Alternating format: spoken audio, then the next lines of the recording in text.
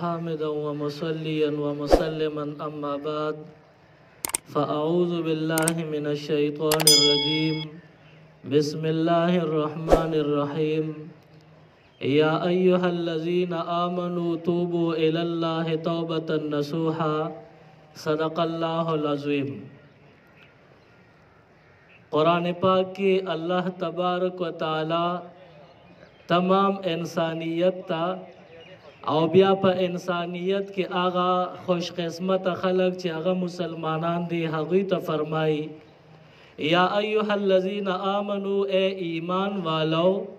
توبو الاللہ توبة نصوحا تاسو توبو باسه اللہ تا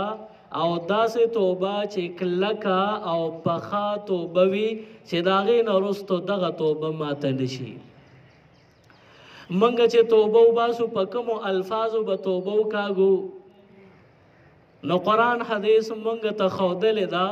چې موږ تاسو استغفار وایو نو په دې به الله خوشحالیږي زموږ ګناهونه به معاف کیږي.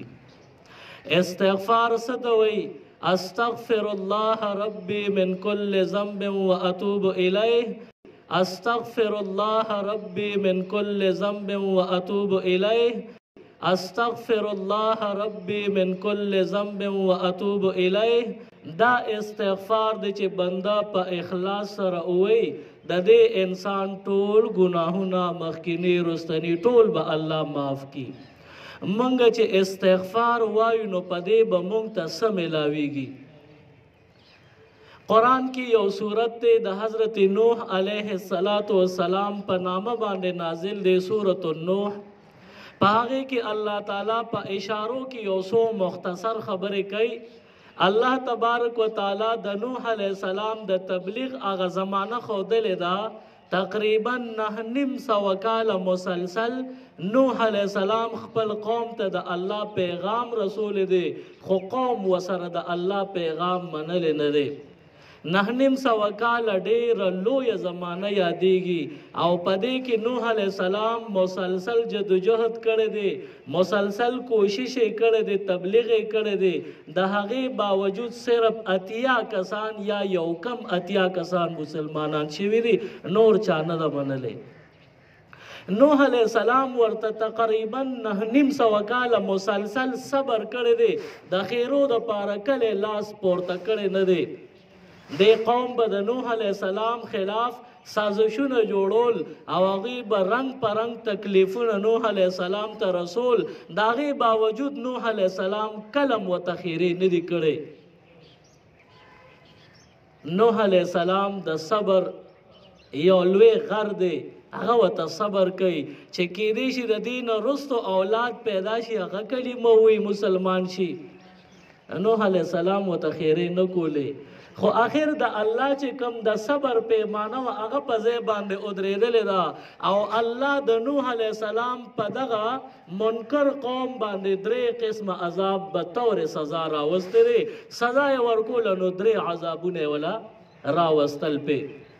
نمبر 1 عذاب دا دی چې باران د رحمت په مکمل بند کو باران به پې نه کیږي.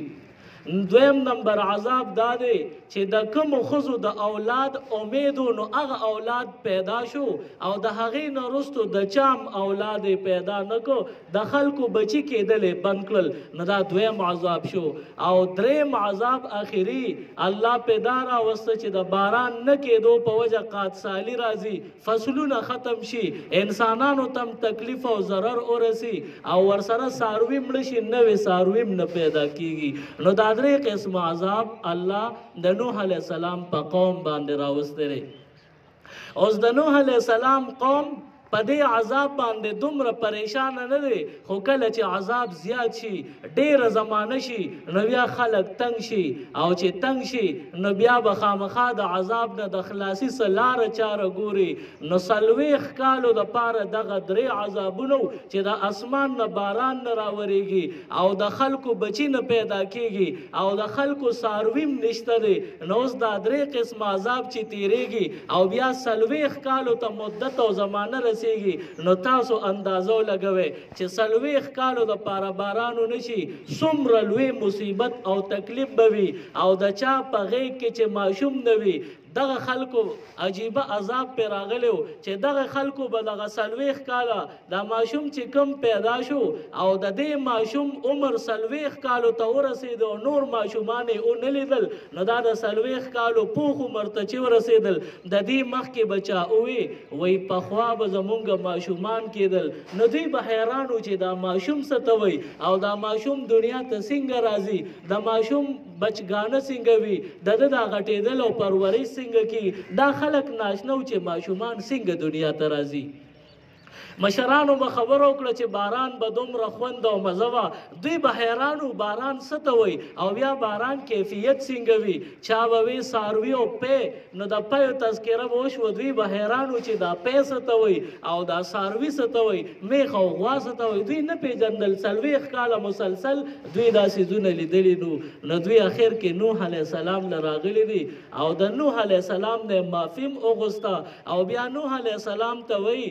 په موږ باندې ډېر لوی عذاب راغلی دی چېرته په کلونو زمانه تېره شوه د باران شړقام نه ده اورېدلې د ماشوم جړام نه ده اورېدلې د څاروو پیم نه دی لیدلی د څاروو رمیم نه دی لیدلی دا عذاب رانه الله پورته کي ته زموږ دپاره دعا وکړه نوح علیه السلام ورته دعا نه کوي بلکې د ځان دپاره عمل ورته ښایي چې ځان له پخپله څه وظیفه وکړي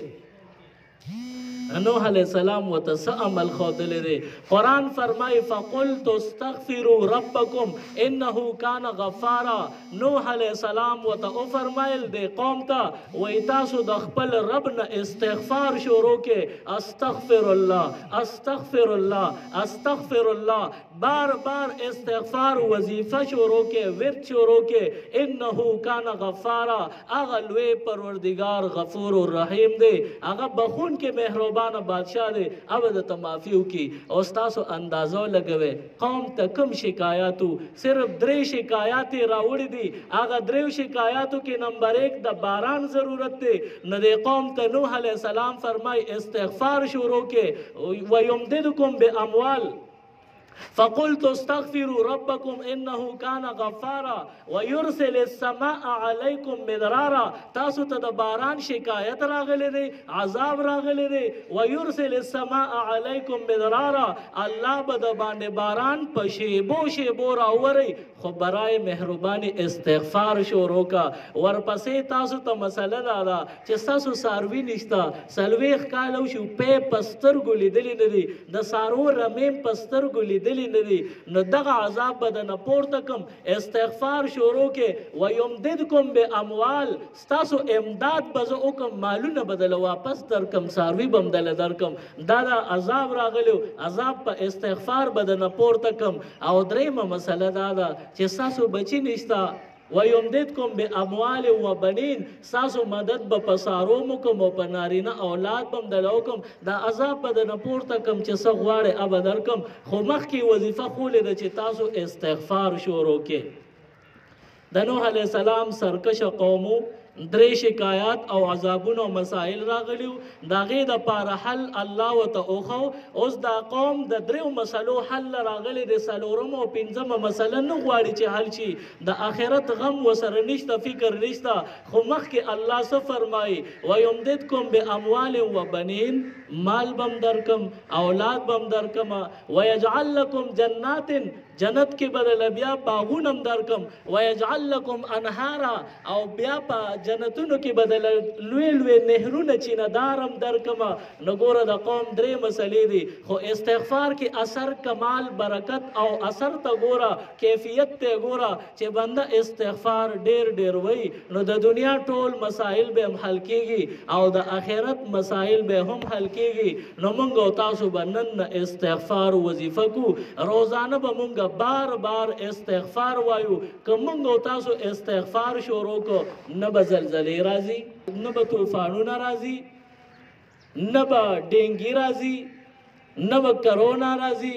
نه به سیلابونه راځي. زمونږ او ستاسو استغفار کې اثر شته. استغفار چې بنده شروع کړي دا د لوی لوی مصیبتونو مخه بندوي. نو د نن نه ځان سره عهد و پیمان وکړو چې موږ به د نن نه پس استغفار وظیفه کوو. الله پاک دې د عمل کولو توفیق راکړي. سبحان ربک رب العزة عما یصفون